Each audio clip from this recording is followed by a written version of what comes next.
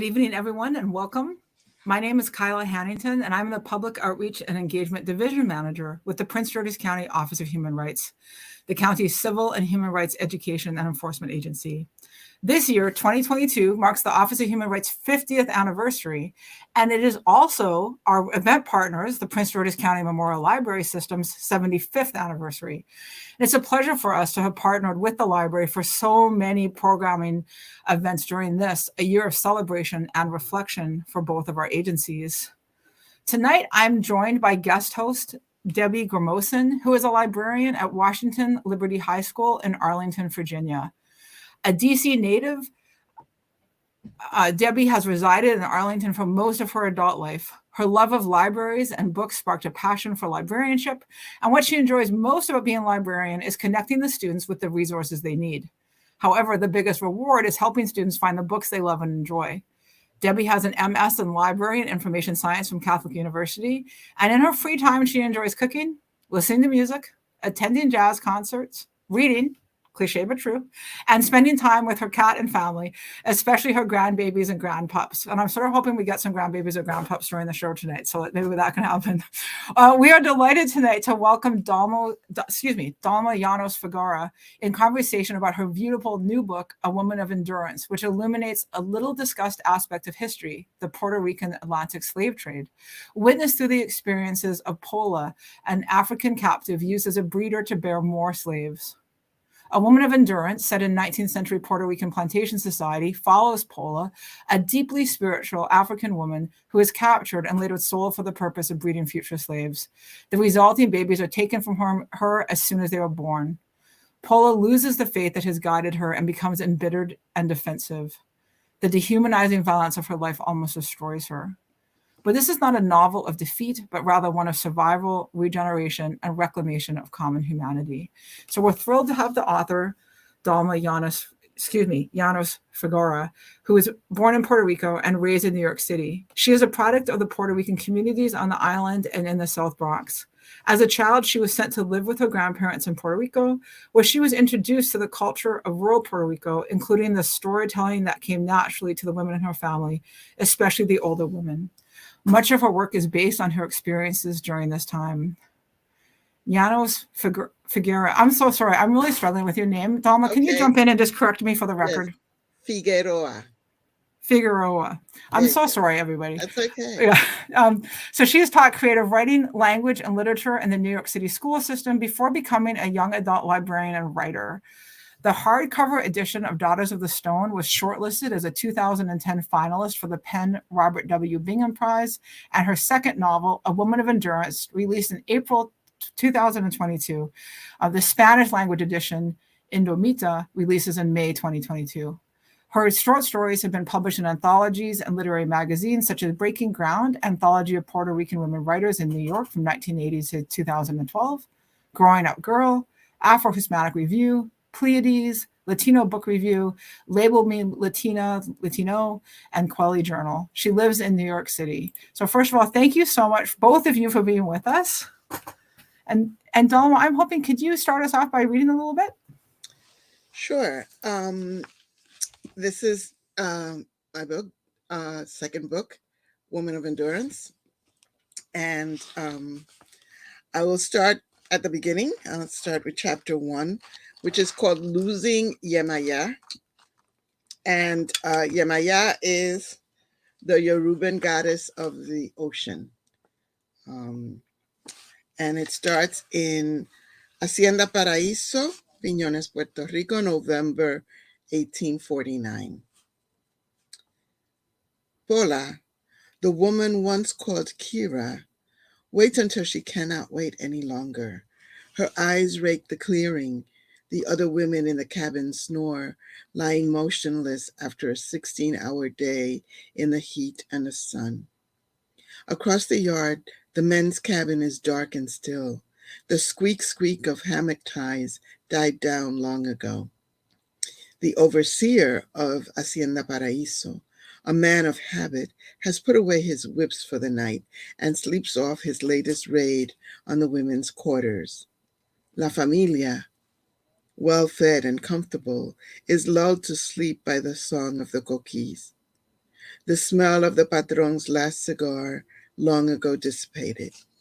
With a flick of her hand, the patrona, groomed and prepared for bed, has dismissed her house slave. Now she's probably burrowing into her pillow, abandoning herself to her rest. Pola, standing absolutely motionless in the darkness, can almost see them tossing in their bedroom finery, content in their white people dreams. Snores float out of open windows all over the plantation. Lanterns sit cold. Clouds hang low in the sky, blocking out the starlight and reflections. Pola looks around the batey. Her eyes search out every shadow, every movement in the backyard. Chickens sit silently safe in their coops. The stables are still. The occasional snort from the pigsty soon dies down. The herbs she has sprinkled in their food keep the dogs drowsy and disoriented. The night has settled into its rhythm. This time she will make it all the way. This time she will not be back. Thank you.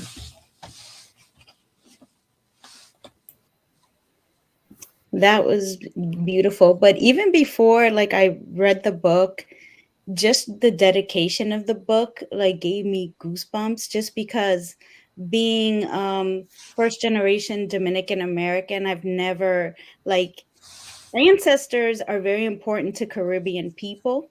Yes. And the fact that you are kind of acknowledging them and thanking them for their stories and their whispers is just kind of warmed my heart. And Maybe I should read that the yes, can dedication. you please? Okay. I couldn't write my stories without the constant presence of my ancestors who await me in my dreams and my meditations, whispering their stories and reminding me of what I have forgotten. This book is dedicated to them because their stories have lived for too long under the waters of the Caribbean, unrecognized and in imposed silence. Let there be light to illuminate the as yet to be told truth. Thank you. It's beautiful.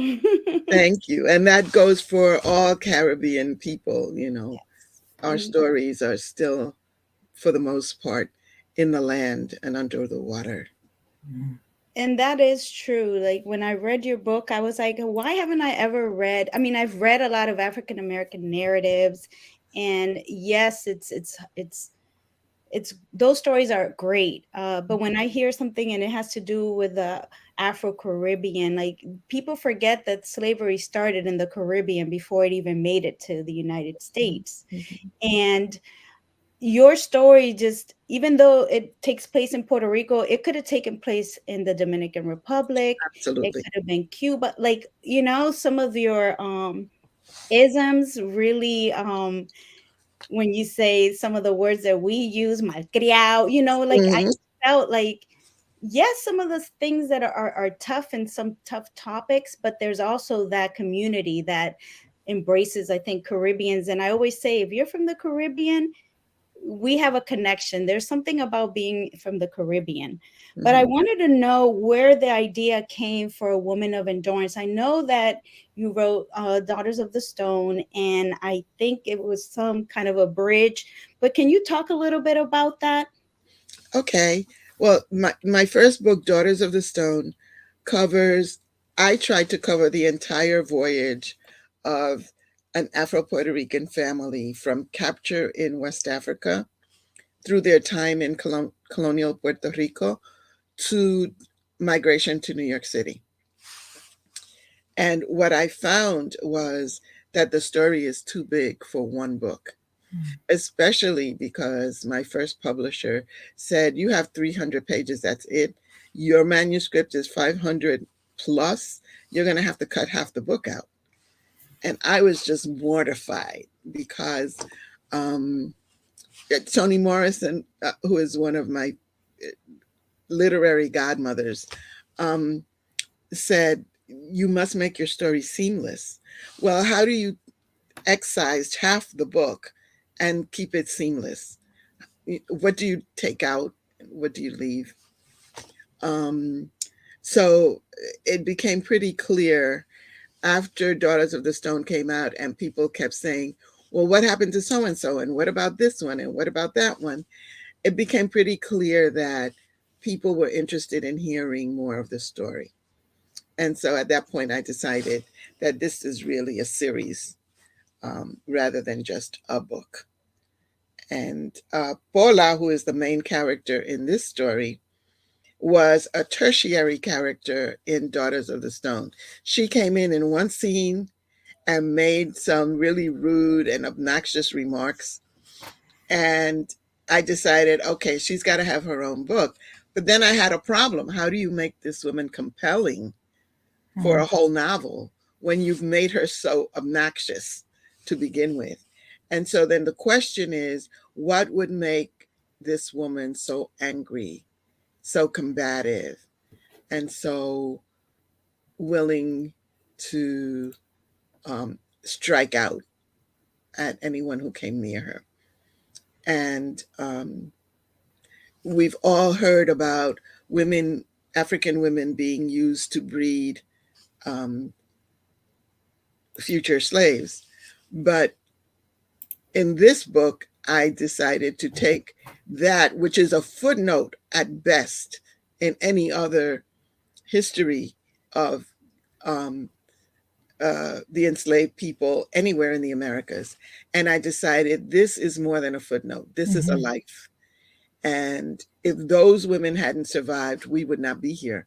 So I took it upon myself to make her a flesh and bone character, and talk about what it felt like, what it smelled like, what the reality of being serially raped and having your child taken away from you at birth. What did that feel like? What did that look like? I know that in some parts the book is very difficult to read. It was even harder to live it. So I felt that I had to be authentic. I had to be truthful. And I hope that my readers trust me enough to know that I won't leave them in the darkness. I'll hold them in my hand and I'll bring them to the light. Well, this book definitely takes you through a journey, but you take that journey with Pola. And that was one of the questions that I wanted to ask you. I wanted to know what came first for you. Is it the plot, the characters? But it sounds like you kind of, Pola was in your head. And was she someone that you just thought about and you're like, she, like you said, she needs her own story. She's going to be what I write next. Like, what was that process of writing your research for A Woman of Endurance? Like, I know Pola was there, but Mm-hmm. if you can. Well, what happened was a lot of my writing comes out of my meditation. I've been meditating for over 30 years. And for me, that's where my stories develop in my subconscious. If you're a Jungian, you'll say that it's collective cultural memory. If you're a very religious Christian, you'll say it's guardian angels who drop things in my head. I feel that it's my ancestors who come and talk to me in my meditations and leave little seeds. And it's up to me as a writer to take those seeds and plant them and put them into language. And so I thought that Pola was going to be a slave revolt leader, because we never hear about women revolt leaders. And it wasn't working. No matter what I wrote, it did not say what I thought it should say. And I was an English teacher for 30 years. And I pounded into my students, you must write an outline, otherwise you don't know where you're going. Once I started writing, I realized that doesn't work for me. I can't write an outline because I don't know where it's going, because something beyond my intellect is guiding me. And so I meditate every morning, go to my journal and write down the images that came to me in meditation. And in meditation, I talked to my characters, and Pola talked back and said, "That's not my story. That's why it's not working out. That's not the story you need to tell. You need not to tell the story you want. You need to tell the story as it was for me." And at that time, I was um, visiting restored plantations in Puerto Rico. And one of the things that I found, although there was no historical record of uh, breeding farms, I did find a pamphlet that said that one plantation went from being primarily male to primarily female. Now, this is a sugarcane plantation. Mm-hmm. Why would a plantation owner stop buying men to work the land and start buying women? And that's solidified, because when I started meditating on that, the story came together. And I have learned to stay out of the way. When the story is coming together, it's like, okay, I'm ready, you know. Um, and then it just grew and grew. And from that, other characters started taking shape. And Simone showed up, and Simone said, "I am speaking directly to the reader. You stay out of the way. This is my story. I'm going to tell it my way." Mm-hmm. And so Simone, who has only 6 very short chapters, they're 1 page each, but it's the male counterpart of this woman's journey. Both of them take a journey, um, and then they journey together. And you talked about Simone, and that's one of the things that, like Pola is a tough. She's a warrior. She's been through a lot. She's gone through hell and back, and still. And then you put Simone in there, and he's just so soft and so Mhm. loving and so patient. Mhm. And it's just like the opposite of kind of what you see, right? In the Mhm. narrative, you usually see anger. And so when you say that, I'm assuming, or I'm thinking that you wanted that. You wanted Simone to be soft because it's not something that we usually see, is not common. So, is that something that was on purpose? Like, is that what you wanted? I guide myself through everything is character. Okay, everything. Even when I do research, when I find historical things that do not go along with my character, I change it, because I feel that that's the authenticity, the human experience. Um, and yes, I needed a counterpart to Pola, but also Simon is a scholar. He got ripped roped into this whole slavery thing, um, when he was on his way to making a scholarly presentation in Africa. And so he is a thinker. And um, Pola is an action person. Like she's ready to snap at a moment, because of her experience. She has been treated as an animal, and they've tried to dehumanize her as much as possible. And when we first meet her, she reacts like an animal. She bites and she attacks, and she's like a fierce cat. And he recognizes that this woman is injured. And just like you wouldn't approach a cat in the wild frontally, you go around and you figure out how to deal with it. Also, he is a craftsman who works with knots, and uh, metaphorically, he sees her as a very intricate knot. And how am I going to loosen the strands of this knot so I can get in? And yeah, he's infinitely patient. Um, many female readers who read the book say to me, "Does he have a younger brother or somebody who's alive today?" Um, People fall in love with Simon because he is so unusual and so loving and so caring.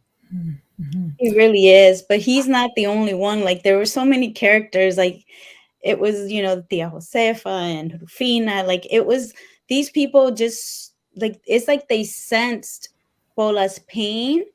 And even though they kind of would tell her, hey, chill out, like you need Mhm. to be a little more nicer, kind of Mhm. thing, they still kind of let her do her own little thing in a way that protected her.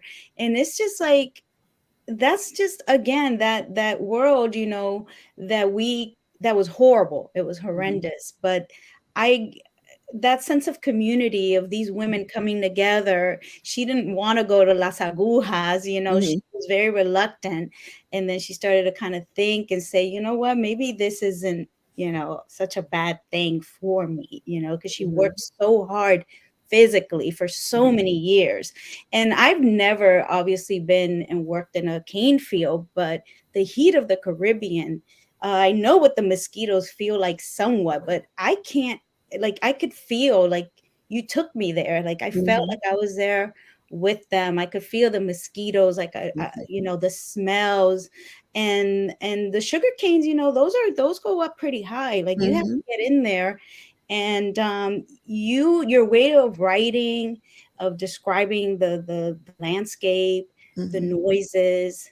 I really, um, it's not a question. I just want to say thank you, because you really brought it to life. Like, I felt that I was there with them, but also just the women. There were some of them that, Mhm. Leticia, and Mhm. some of the other ones that I wanted to go into the book and just, beat up. But Pola did a good job of defending herself. So, Absolutely. I'm glad that you kind of made her also not just, even though she went through so much, she was not also like in that sense of, Mm-mm. I'm just gonna let these people, like, she really was a warrior from Mhm. the beginning.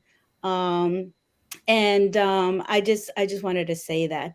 But another thing that's beautiful about the book is the book design. Like, the cover of the book Mhm. is just like, it's so beautiful, but also it's very meaningful. If you read the book and Pola's story and you look at it, and it's like, if you have any input in the book design? Was it something that someone else came up with it, or if you could talk a little bit about the cover of the book. Right. The artist who designed the image, her name is Fabiola Jongri. She is a Haitian American paper sculptor. She sculpted the dress on the cover, and it's her photograph. Wow. And it existed. Um, in fact, when I had a book launch for Daughters of the Stone, I was in a library, and across the hall, there was an exhibit of her dresses. Um, and this was one of them.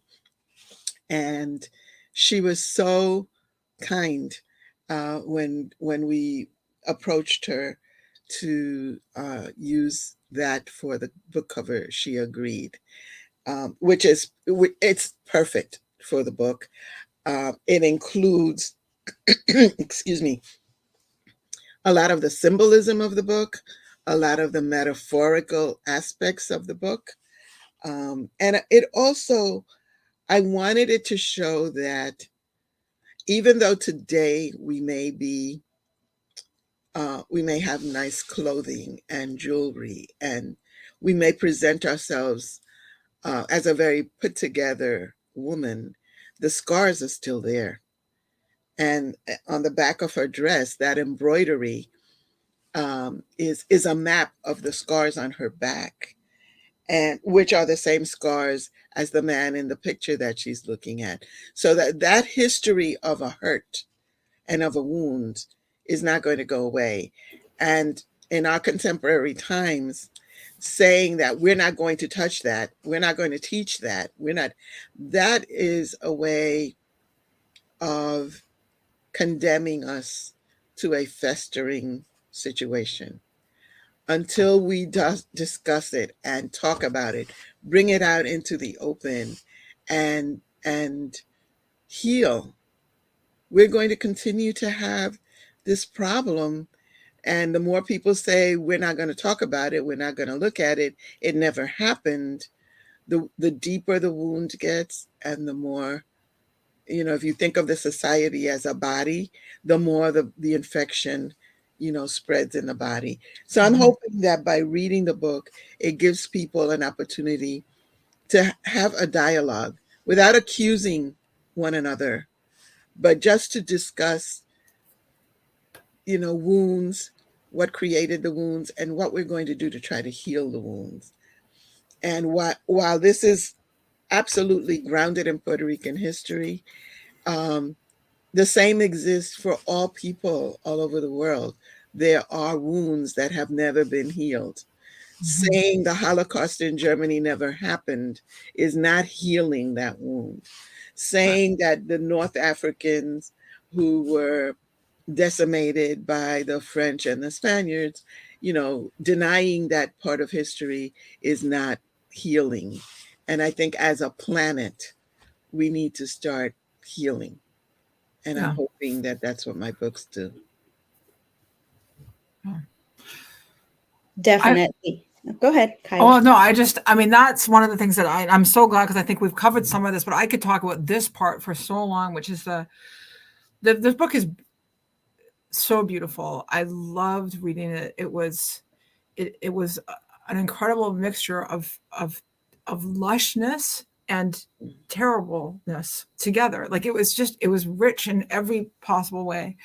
And as we talked a little bit backstage, and I think you two have talked about this, bringing forward, first of all, the transatlantic slave trade in the Caribbean, and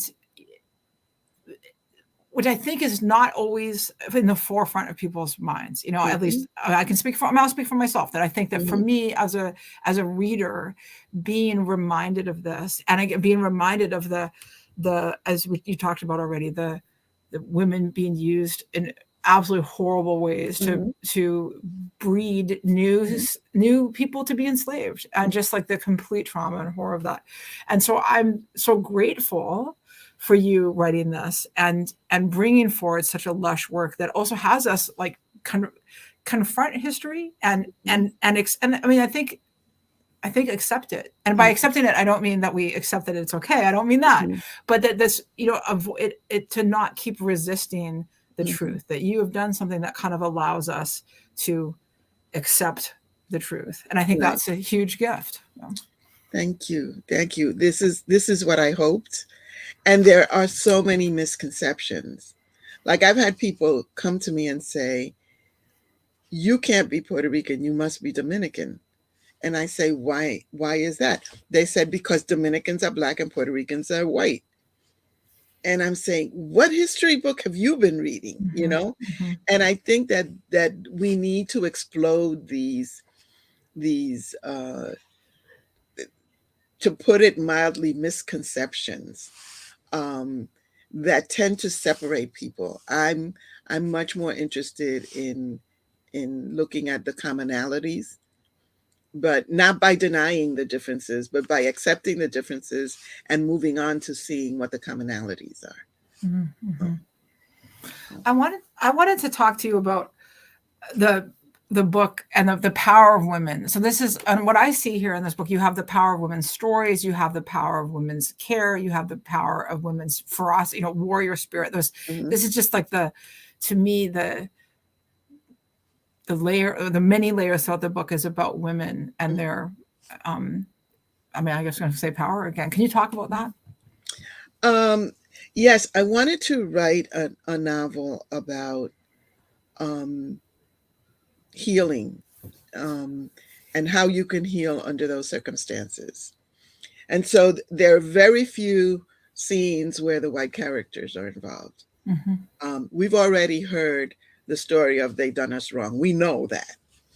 The question is, how did we survive as a people under all that? And I think that a lot of it had to do with women's ability to heal. Especially the men were in the field all day, and many women were too. But this particular group of women had other gifts. These were artisans. So you had women who were crafters, who were seamstress, who were embroiderers, who were healers, and those that ability to do those tasks um, gave them an opportunity to heal not just themselves but the rest of the community. And in terms of the older women, Tia Josefa, Rufina, and Pastora, they are the trilogy of support and protection that held Pola together in her journey of healing. And so one healed her body, one provided nourishment so that she could regenerate strength, and one healed her soul. And I think that that kind of um, triple uh, um, force allowed her to begin a healing process. Had she been sent into the fields, I don't think that kind of healing would have happened. She would just be brutalized in different ways. um, so that's one aspect of it. I also wanted to show the many faces of love, um, so that she has to learn that Africans weren't the only ones who were victims of this system. There were there were um, Chinese Puerto Ricans.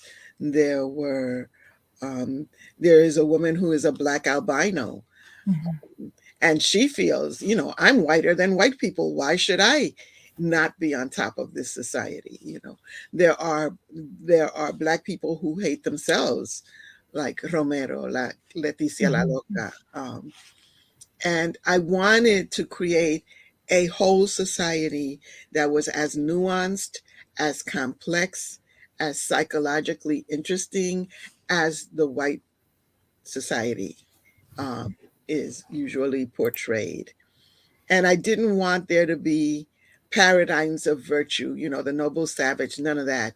There are Black people who are protective, and there are Black people who are cruel and sadistic, and there are people who are collaborators, and there's I tried to create a whole society within the Black community on that plantation.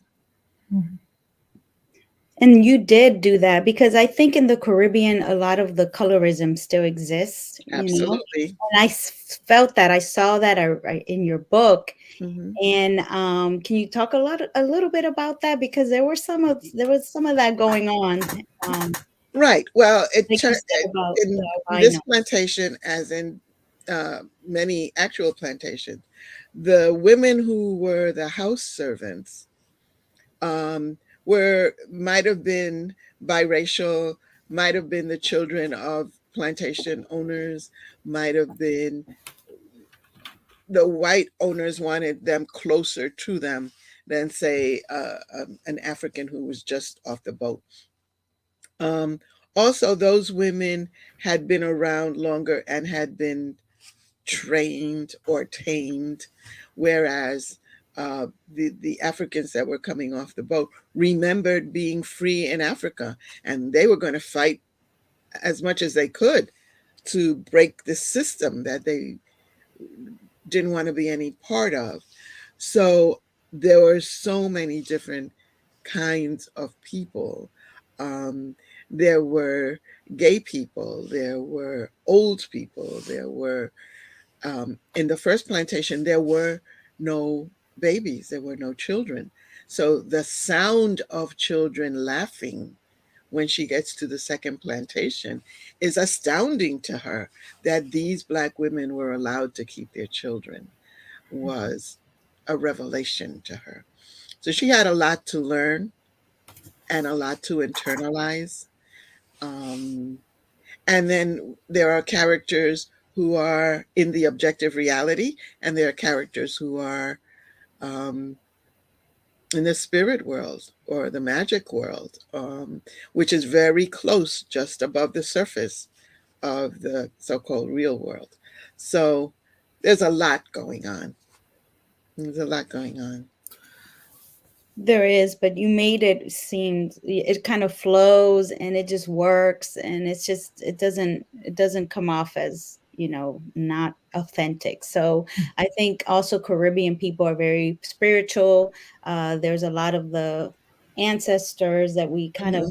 think they're speaking to us, or Hmm. sometimes you just that you kind of carry them. And one of the things Absolutely. that, yes, and one of the things when I was younger was, I always remember my grandfather and my uncles would tell stories, and they just told just stories. They didn't talk about slavery and none of that, but their stories were so unique. And growing up, I was born in the United States, but I didn't. When I went to school, I didn't speak any English. So I went to first grade. No, I don't, nada. Okay. And so when they would tell those stories, I became a reader at a young age, and I kind of went looking for these books, and I wouldn't find, I couldn't find those stories, and I still haven't. And one of the things that you have shown me, at least, is that there are all these people, there are all these storytellers out there, right? They have these stories that are dying, Hmm. and it's just like, what can you say to someone that's out there that, because you're when your Daughters of the Stone was published, you were 60. And it's like, what can you say, what words of encouragement can you say to these people out there that think that maybe they don't have it in them to tell their story? Do you have any words of encouragement for anyone out there?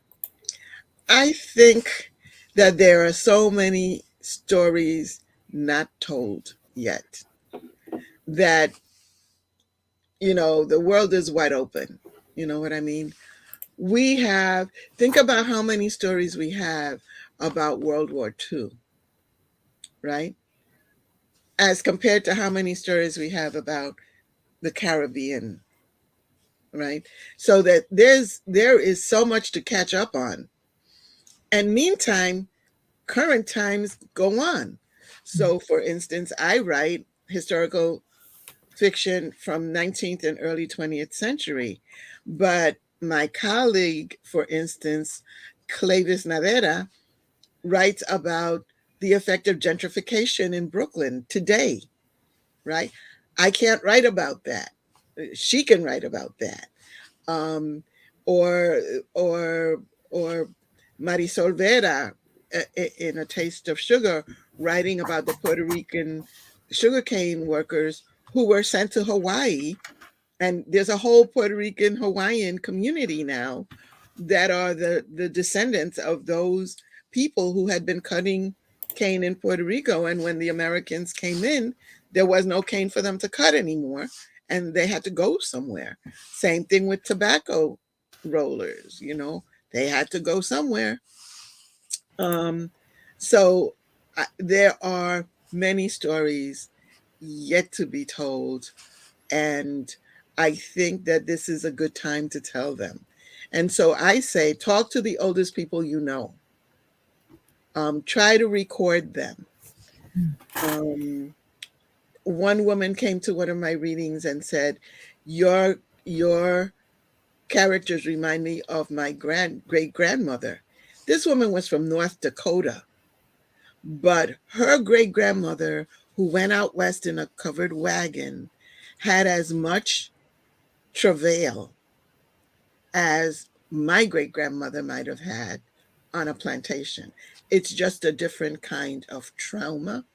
It's a different kind of experience.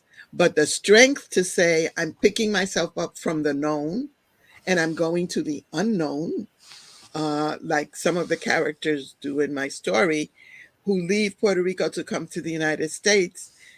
They didn't know anything about the winter. They didn't know anything about the language. They didn't know. They just knew this is not working out. Let's go someplace where I think it might work out. And that's the immigrant story of all of us. So, in that sense, I think my work is universal. Um, this is just one place where this happened, but this happened something like it to many people all over the world. You talked about the spirit world and the I mean, and I like the way, Debbie, you talked about it, that even saying spirit world is not really right in the sense that it implies that there's a division or there's something more real or not. And so far, I really appreciate that distinction. And as I read it, I had the same feeling. And I wanted to talk about the book. And I know that from a literary perspective, it may be simple to say, oh, this is like there's some magical realism elements in it. But I felt like it's that maybe doesn't capture the whole picture. And I guess I wanted to ask if you felt that you were writing in a certain tradition in that way, or like can you orient it from a literary perspective? Okay, from a literary point of view, I was looking at first of all the history of all these Africans being brought to the Americas. They brought their religion with them. Their owners tried to break that. Okay, you can't use the drums, you can't have altars, you can't have. They found a way, right? And I think that aspect of their lives, the fact that you may be able to capture my body, but you cannot capture my soul, is something that I'm very respectful of. And it manifests itself through the Yoruba religion and the gods and goddesses of the Yoruba religion. So I did not make that up whole cloth. That exists to this day. It exists, and it has developed in different ways all over the Americas. So in Brazil, it's called candomblé. In DR, it may be called palo. In Puerto Rico, it may be called espiritismo. In Cuba, lucumi. But wherever there are Black people, there is African religion that has survived and helped people survive. So it is not an accident that when Pola is captured, she thinks Jemaya is with her, that the ocean that carries her to the Caribbean is with her. And it took a lot for her to lose her faith. And it took a lot for her to regain her faith. In the same way, it took a lot for Simon to lose his faith in Allah. And it took a lot for him to regain that faith. So people who look at it as an aesthetic magical realism, that's fine. I worked hard for it to work on that level. But for people who know about the Yoruba religion, it works on that level. For people who think it's fantasy or Afrofuturism, although it's not future, it's past, but it can work as fantasy if you want it to work it that way. I tried very hard as an author to walk that line, to let people look at it through whatever lens they would like. But I will say that each of the Yoruba gods and goddesses are called orishas, and there will be a different orisha character for each one of my books. So the first book was Oshun, who was the goddess of the rivers. This book is Yemaya, who is the goddess of the ocean, and they are sisters within that pantheon. And my next book will be Osain, who is the god of the forest and plants and healing. And so for as many books as I write in this series, there will be an Orisha to rule over each one. So, Debbie, I want to give you a chance to ask another question, but first I'm going to ask, can we talk a little bit about the new book, when we think we might be able to read it? Because Debbie and I want to read it. Well, and I'm also going to read Daughters of the Stone, just because now I want to look for Pola, and I think there's Fela in there a little bit too. I heard. Yes, the first book is the story of Fela's family. Yes, so I want to do that. So yes, I'm recommending this book to my family, and I love that it's in Spanish, because although my mom likes to read, she can read in English. She's going to appreciate it in Spanish much more. So that's a plus for me. Yes. Well, it's very interesting because readers teach me so much. I have one reader who read it in English. She bought it in English for her daughter and in Spanish for her mother, because she wants them all to discuss the role of mothers in the books. Um, That's me. so that's one. Another way that people have used it is there are audiobooks for both Indomita and A Woman of Endurance. And so some people are listening to it instead of reading it. And one person I know who is fluent in English and Spanish, but is English dominant, bought the book in Spanish and in audio in Spanish because she wants to hear it as well as read it. So there are lots of ways of playing with the book and with language. And I'm really glad that HarperCollins did this. And they were wonderful. My Spanish editor, Edward Benitez, went out of his way to find a Puerto Rican translator because I did not want the book translated into Castilian Spanish. Right. I wanted it translated into the words of the language of the people that it belongs to. Yes. And Kyla, I promise we're gonna go back to her new No, you're good. she's You're good. working Yeah. on. But I started reading the book in English, but I always get a little greedy and I'm like, let me hear a little bit of the audio. It's the librarian in me, I think. I have to Absolutely. find options for everyone. And then I'm like, let me dabble and read it in Spanish. Let me read a few chapters. So I got the ebook in Spanish. And honestly, it was across all of them. I felt like it worked. Like the narrator for the audiobook in English is phenomenal. Like if you want storytelling, like, storytelling is important. She will tell you the story. It comes to life. And then I always feel a narrator makes or breaks an audiobook. And she's incredible. So I recommend the audiobook too. A lot of people have mentioned that. Try, but Usually authors do not decide on covers or translators or narrators. And as I said, Amistad, which is a division of HarperCollins, led me into that process. And I was part of all of it, selecting the cover, selecting the narrators. And I had never done that before. I didn't know the complexity of a narrative voice, so they sent me like audition, like 10 people reading the same section. And then, I had to prioritize the ones that I liked. But there's so many things to consider. If you have a really young voice, that's not going to work for Pola as she gets older and is more experienced, right? So you need an older woman, a voice that you can believe is an older woman. Whether she is or not, I don't know. And not all Spanish is the same. So it may be fluent, but this person may have a Mexican accent, which would throw off the Puerto Rican part. So there's so many things to consider.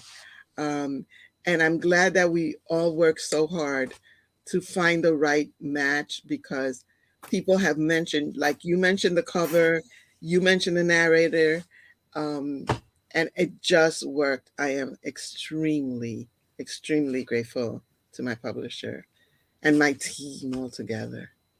It's phenomenal. So good job, Dahlma. Yeah. But now you can talk about that new book. Oh, the new book. Well, I can't tell you a lot about it, but I will tell you that the theme of mother and daughter continues. In fact, the working title is Of Mothers and Daughters. And I can tell you that Pola will be back, Josefa will be back, Fela will be back, and that baby, that the little girl comes back to find her mom. That's all you need to tell me. Keep working hard. So Yes.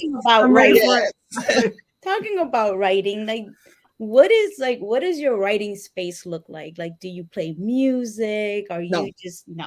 Can you talk a I bit am about your writing? surrounded by, one of the things I do is I go to Pinterest and look for images of what I think my characters look like. And then, let me see, do I have any of them here? And And then I hang them around my workspace. So um,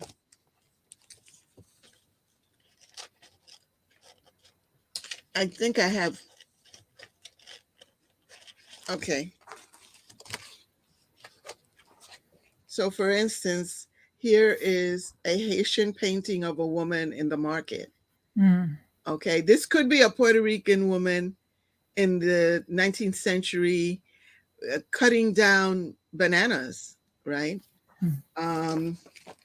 This one is of a child gripping onto her mother. And perhaps this was a child that was about to be sold away from her mother. And so I keep these pictures all around me, and they guide me to where I need to go. Um, so that's one thing. I have, because I meditate, I have Buddhas all around me all the time. I have candles and incense, and I create kind of like a little, for want of a better word, chapel Mm. where I do my meditation. And I have many, many journals. If you could see, I'm surrounded by journals, and the journals have um, uh, stickies on it with,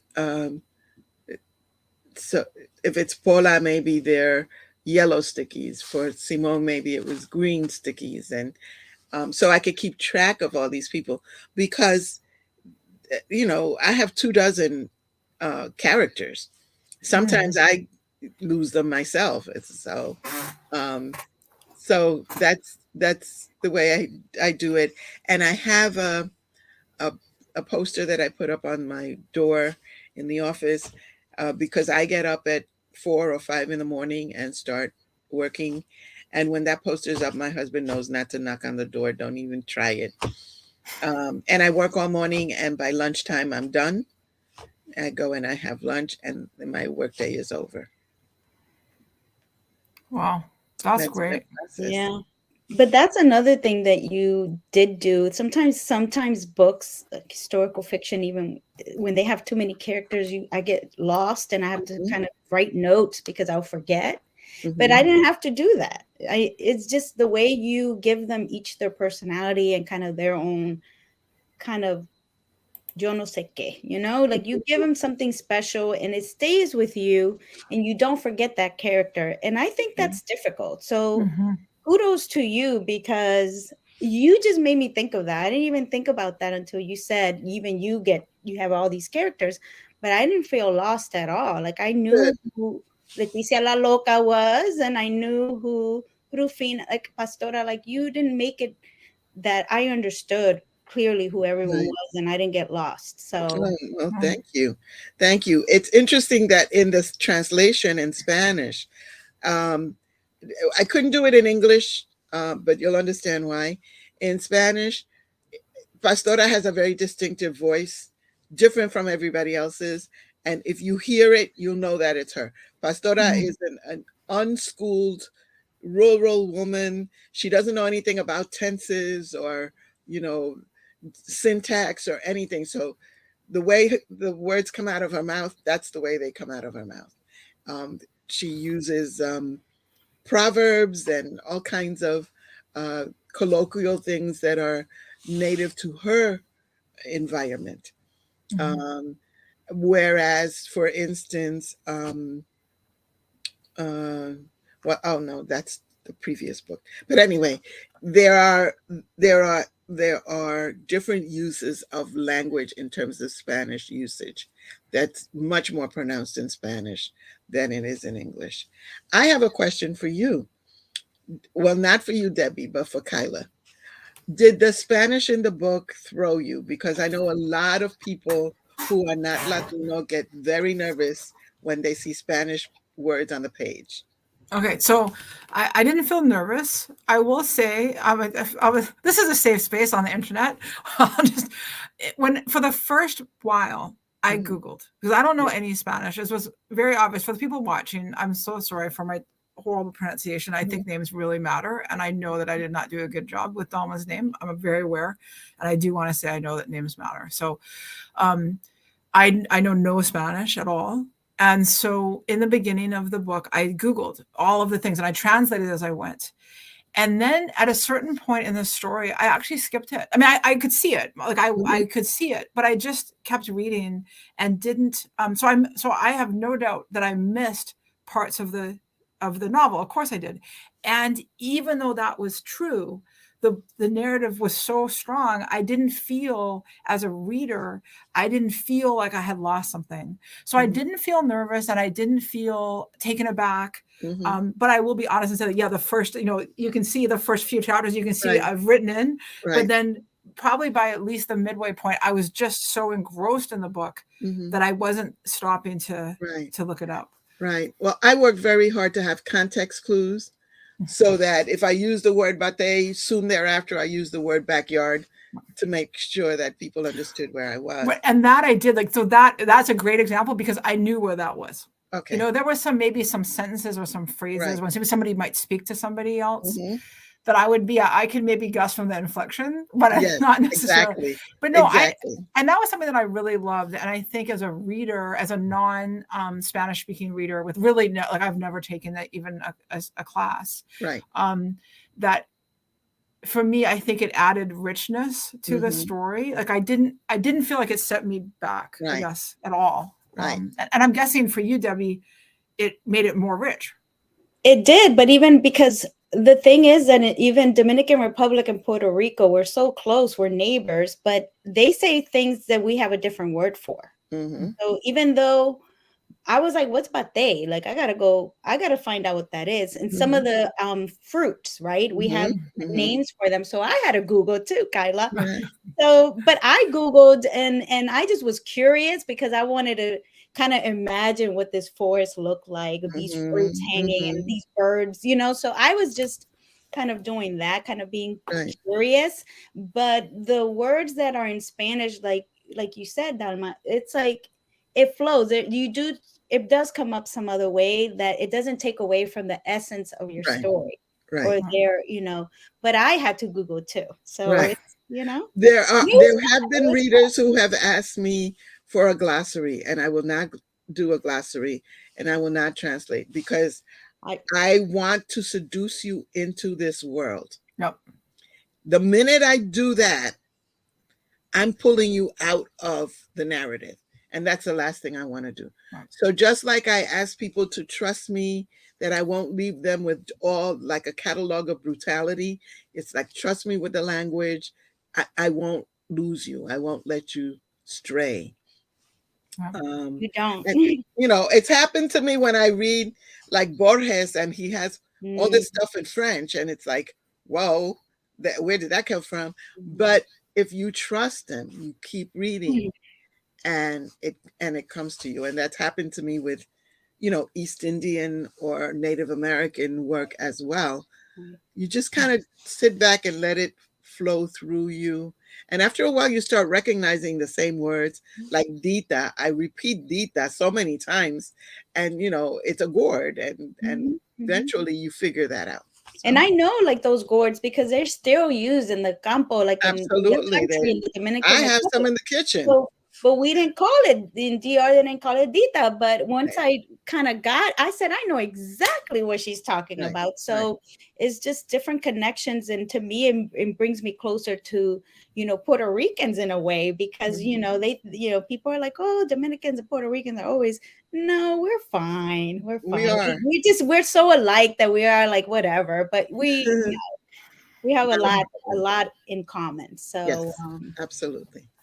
So I have to say that we're out of time, but we do have one audience question that I'm hoping we can just take time for it. I will just to give a little bit of context. It did come in as the time that you were talking about your writing space and your meditation space. And the question is that, do you have artifacts that belong to your ancestors, like in addition to their stories? I have photographs of my great-grandmother, before my